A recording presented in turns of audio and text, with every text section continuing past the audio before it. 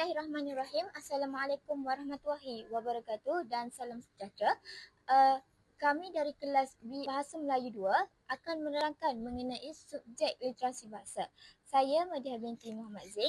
Saya Niumi Nurul Mizan binti Abdullah. Saya Nur Balkis Amira binti Muhammad Johari. Saya Maya Nur Aisyah binti Muhammad Kamal.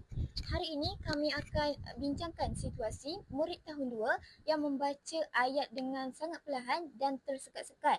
Walaupun perkataan yang dibaca mudah menunjukkan bahawa murid ini berada pada peringkat bacaan mekanis.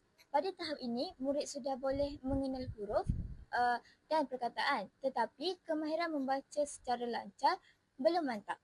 Bacaan mekanis menekankan aspek kelancaran, kecekapan menyebut suku kata dan kemampuan menghubungkan perkataan dalam ayat. Apabila murid masih tersekat-sekat, ini menandakan bahawa proses automasi bacaan belum berlaku sepenuhnya. Murid masih bergantung kepada usaha kognitif yang tinggi untuk menyebut setiap perkataan, menyebabkan bacaan menjadi perlahan. Seterusnya ialah terdapat beberapa punca yang boleh menjelaskan masalah ini. Yang pertama, murid mungkin kurang latihan membaca berulang yang diperlukan untuk membina kelancaran. Yang kedua, murid mungkin belum menguasai sepenuhnya pola suku kata asas seperti KV iaitu konsonan dan vokal atau KVK, menyebabkan bacaan mereka terganggu. Ketiga, faktor keyakinan diri juga memainkan peranan penting. Jadi murid yang takut melakukan kesilapan cenderung membaca perlahan kerana terlalu berhati-hati. Selain itu, faktor persekitaran seperti kurang sokongan di rumah atau kurang pendedahan kepada bahan bacaan boleh menyebabkan murid tidak terbiasa membaca dengan lancar.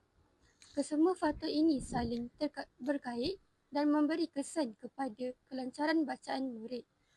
Seterusnya, kita masuk pula kepada cadangan kaedah pengajaran, iaitu guru boleh menggunakan beberapa kaedah pengajaran yang sistematik. Pertama, kaedah latihan bacaan berulang dengan teks mudah dapat meningkatkan kelancaran kerana pengulangan membantu murid membina automasi bacaan. Kedua, guru boleh menggunakan kad suku kata untuk menguatkan penggunaan pola asas kerana penguasaan suku kata adalah kunci kepada bacaan lancar. Ketiga, kaedah bacaan berpasangan atau pair reading boleh digunakan di mana murid membaca bersama rakan atau guru mereka.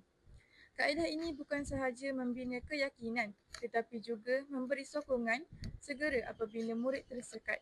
Selain itu, guru boleh menggunakan teknik bacaan berpandu dengan intonasi dan tempo tertentu supaya murid dapat meniru kelancaran bacaan. Seterusnya,